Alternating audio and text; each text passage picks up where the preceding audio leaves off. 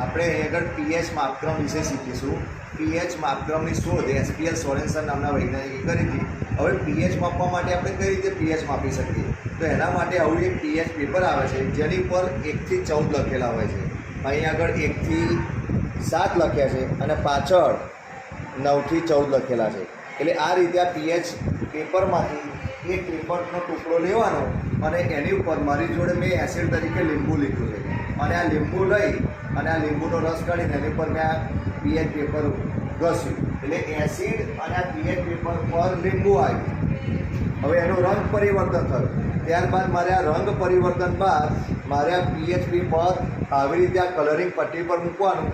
હવે કોની સાથે આ કલર મેચ થાય છે એ મારે જોવાનું. તો મારે લગભગ 3 નંબરની નજીક આ કલર જોવા મળ્યો. તો એવું કહી શકાય કે લીંબુનું પીએચ મૂલ્ય 3 છે.